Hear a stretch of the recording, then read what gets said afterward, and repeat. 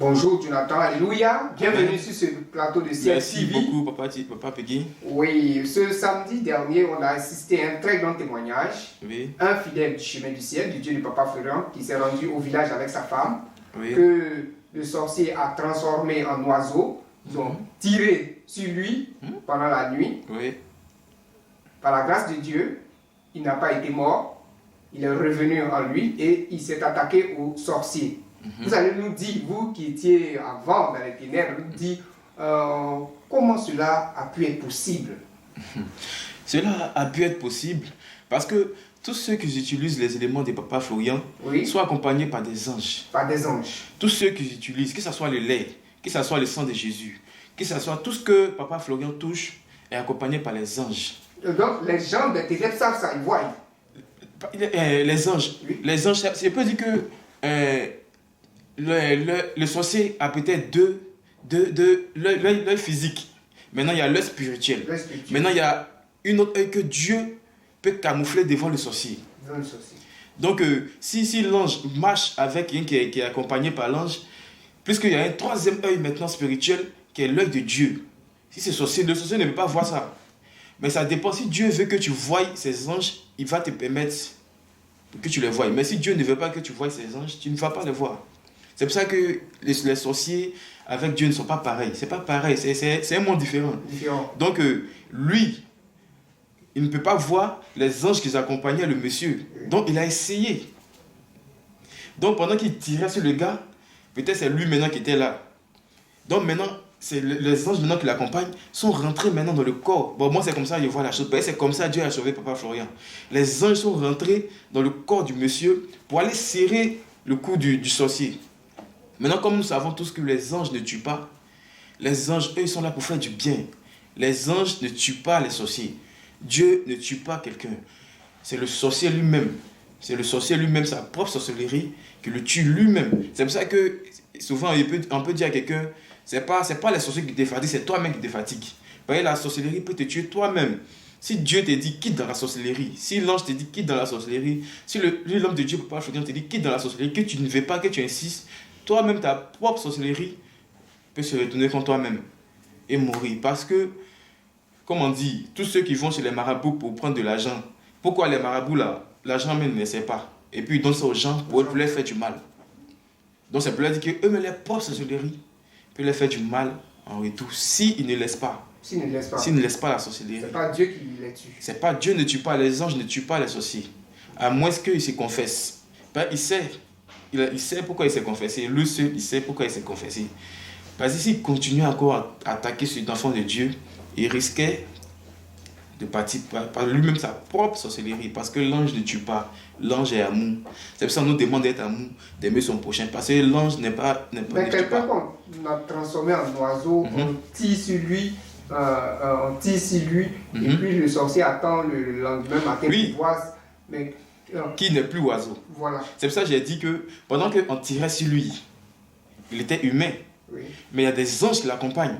Oui, mais le sorcier l'a transformé en oiseau pour tirer sur lui. Les sorciers l'ont transformé en oiseau pour tirer sur lui, mais il était déjà lui-même comme ça. Oui. Mais les anges étaient derrière.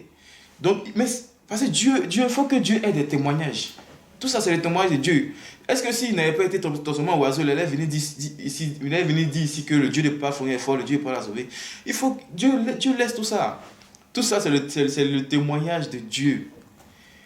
Maintenant, pourquoi c'est le plan de Dieu. Pourquoi les anges n'ont pas laissé à ce que là-bas le tue? C'est parce que les anges ont intervenu directement. Tout ça, c'est le plan de Dieu. Dieu voit ça comme un film. Comme un film. Comme un film. C'est son plan. Donc, tu as donné un aperçu. Tu dis qu'au temps de Papa Florian, comme vous avez voulu, voilà ce qui s'est passé. Dis-nous un peu, c'est quel rapprochement tu fais? C'est-à-dire, pour Papa Florian, vous étiez tous au cimetière, vous avez appelé, je crois, le feu, c'est ça, non? Mais la foudre est descendue sur vous, là. Vous avez appelé son âme, et puis la foudre est descendue sur vous. Quel rapprochement tu fais quand tu prends ce témoignage et puis ce que vous avez fait? Bon, c'est un peu pareil, hein? Oui. C'est un peu pareil, parce que l'homme de Dieu, d'abord, quand la vieille a appelé l'âme de Papa Florian, mais l'âme n'a pas répondu présent, puisque le feu est tombé sur nous. Mais Papa Florian a eu des séquelles. Papa Florian a eu une plaie sur le pied. Oui. Il a eu des séquelles. Donc, c'est pour ça que je vous ai dit que toute chose a besoin d'un témoignage pour suivre. Voilà, toute chose a besoin d'un témoignage. Si ce gars n'avait pas été transformé en oiseau, si ce monsieur n'avait pas été transformé en oiseau, on n'aurait pas ce témoignage. Quand on a évoqué l'âme du papa Florian, l'âme n'a pas répondu, c'est le feu qui a répondu. Mais papa Florian a des séquelles. C'est comme si quelqu'un qui a porté les antiballes, si quelqu'un s'arrête à 1 mètre, et puis il tire sur lui, mais qu'il antiballe, mais au moins il aura des cicatrices. Oui. Donc c'est comme ça aussi le monde de la sorcellerie. C'est pareil. Mais ce monsieur sur qui on a tiré, il n'a pas eu de séquelles. Il n'a pas eu de séquelles, mais il a été transformé en oiseau. En oiseau. Il a été transformé en oiseau. C'est ça son séquelle. Mais papa Florian n'est pas venu, mais il a été blessé au pied. Au pied. C'est tout. Donc, il y a toujours des séquelles. Des séquelles. Il y a toujours... Voilà. Donc, quelle conclusion on peut tirer? C'est-à-dire, quand on regarde ce témoignage, quelle conclusion on peut tirer de la puissance de Dieu en ce lieu? Dieu, on peut montrer à ses enfants que le Dieu de papa Florian est puissant. À travers ce monsieur. C'est pour ça qu'il a été transformé en oiseau dans le rêve. C'est incroyable. C'est étonnant. C'est comme nous, dans le monde de la sorcellerie, il n'y a pas une âme qu'on pouvait invoquer et cette âme ne va pas répondre présent. Mais papa Florian n'a pas répondu. Son âme n'a pas répondu parce que les anges sont avec lui sans que lui-même il savait qu'il était loin de Dieu. Donc cet homme, Naka s'est dit que tout ça, c'est l'œuvre de Dieu. C'est l'œuvre de Dieu. Si Dieu ne voulait pas qu'il soit sauvé, si Dieu ne voulait pas que ça nous revienne en témoignage, Dieu n'allait pas lui montrer son rêve. Il pouvait être fusillé comme ça, puis il n'allait pas voir, puis demain il est mort comme ça. Donc, c'est pas plus grâce que Dieu l'a sauvé. C'est pas plus grâce que Dieu l'a sauvé, c'est parce qu'il utilise les éléments de papa Florian. Sinon, c'est pas permis à tout le monde. C'est pas permis. Parce que quelqu'un qui est en fusil, même dans la vraie vie, c'est pas permis à tout le monde de vivre. C'est pas permis. Le Dieu que tu pries, continue de le prier parce que ce Dieu t'aime beaucoup. Les anges sont beaucoup, vraiment. Que Dieu te bénisse. Amen. Et merci d'être venu pour ce témoignage. Merci beaucoup, Papa Florian.